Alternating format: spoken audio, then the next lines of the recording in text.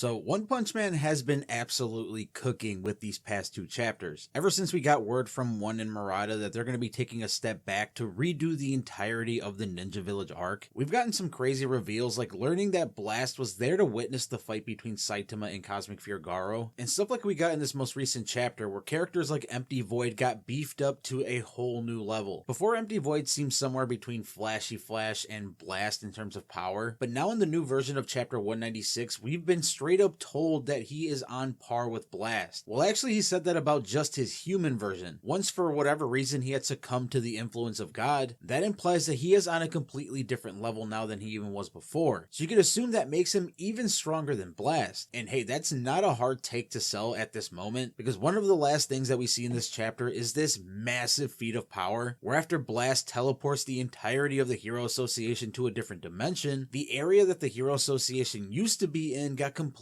bombarded with these massive slashes. Like, I'm talking each one of these slashes seems to be over a mile long and probably like a mile deep. Well, I don't know if a mile deep even makes sense, but whatever, you get what I'm saying. There's some pretty big boy slashes. We then learn from Blast that it was his technique called Dimensional Blade. Now, originally when I read this, I thought he was referring to the blades that Empty Void carried on his back. While we were still going through the first initial version of the Ninja Village arc, after learning that Empty Void had access to this dimensional tunnel that led directly to God, I theorized that one of the two swords on his back were the ones that gave him the ability to do this. So initially when I heard Dimension Blade in this revised version, initially I thought my theory was confirmed, but since it's specifically mentioned as a technique, it might just be straight up a part of Empty Void's power set. I mean, not only did Empty Void get a new look in this chapter, after seeing him in this recovery capsule that was very reminiscent of the previous version of him, but obviously it also seems like he's getting some beefed up abilities that justify saying that he was on par with Blast before even becoming a monster. In version 1 of the Ninja Village, he had some pretty cool abilities like his really powerful Genjutsu abilities, and it also seemed like his entire body was this dimensional portal that he could just pull from, like when we saw him pull out a God Cube to use against Flashy Flash. But again, it never seemed like any type of ability that would reasonably put him over the top of Blast, and I think One and Murata kind of noticed this, part of the reason why they initially went back to redo things. But on that topic, what I also wanted to do today is compare this new revised chapter 196 to its previous version, so we can see how, like, outside of the major plot points that have obviously been changed, what other little details have been changed by One and Murata that might hint at the different direction this arc is going to be going. And to do that, I'm actually going to be pulling from a post I found on Reddit from a user called KRSY123. If you want to check out his full breakdown of every difference in the chapter. But yeah, obviously just to kick things right off, the chapter covers were the very first difference here. We went from a simple drawing of Flashy Flash to Murata's old reliable, a fashionable shot of Fubuki. The man just couldn't help himself. Whatever though. Another pretty clearly notable change is in the design of Empty Void himself, specifically his monsterized version. We see that when Flashy Flash is recalling a time in his past when he stumbled across a God Cube with Sonic, just before also coming across the incubation chamber that was keeping Empty Void alive. We see in this new version, he looks much more monsterized, I guess. The hollowed out eyes with the scaly texture of his face. It seems like it's staying more true to what we would have imagined he looked like in the webcomic if it was up to the same level of art as Murata. And as I mentioned earlier, he's also been buffed up a bit. But what I hope gets cleared up in at least the next couple chapters is exactly which abilities the human version of Empty Void had and which abilities were given to him by God. Because it's still a major mystery where Blast got his powers from, so getting some insight on another character that can use dimensional abilities I think would be pretty interesting. And this next one, I definitely got to give a big thanks to the user that posted it, because I myself didn't notice this small but potentially very important detail, at least not on my first read through. So we see here that Blast's reaction to Flashy Flash questioning him about God was changed up in both positioning and kind of tone. Now sure, it might just be like a simple stylistic choice. Murata just felt like using a different angle here, but to me this new version is kind of adding like a layer of mystery or even some kind of like nefariousness to the moment. Like in both cases, Blast doesn't want Flashy Flash to be joining the fight, and it's for the primary reason that he knows that Flashy Flash won't stand a chance against Empty Void. But here it seems like there might be some other underlying reason as to why. Now I don't want to go into webcomic spoiler stuff, but what I will say is that there is a connection between Blast and the Ninja Village that hasn't really been explored here in the manga, one that has like more of a serious tone to it, and I'm back and forth on whether they're even going to include it in the manga version, seeing as how everything in the manga seems a little bit more lighthearted. And kind of sticking with that idea, when Blast is talking about why he wants to do this Empty Void fight alone, he says if he and I hadn't failed, those youngsters wouldn't have had their lives tragically taken away in the village. village, and there wouldn't be so many assassination victims. Again, if you're a webcomic reader, you can kind of take this statement in a couple different ways, which to me kind of just builds the mystery a little bit more. And along with the awesome, great looking fights, some mystery and character building being added here, at least potentially, would be a nice addition for me. But revamping this panel and giving it this layer of, eerie mystery to it might be a slight teaser into something we might learn later on. It might reveal to us that Blast isn't telling everybody the full story here. For what reason, we don't know yet. Now, the final two changes in the revised version of this chapter might not seem like a major deal to you at first, but I think it gives us some pretty good insight into the new vision that One and Murata have for this arc, and really how much more attention it seems that they're about to give it. Now, the next change comes when we see the monsters from the Super Fight tournament getting shocked by the Hero Association experiment. I mean, the main difference you can tell right away in these two panels is in the level of artwork. The line art and shading is absolutely amazing in this new version, and it wasn't bad in the first version either, but you can't deny that this updated version seems so much better, right? And you're probably wondering, why does it even matter? It's really not that big of a deal, right? Well, let me ask you this. If Murata is willing to put this much attention and detail into revising this small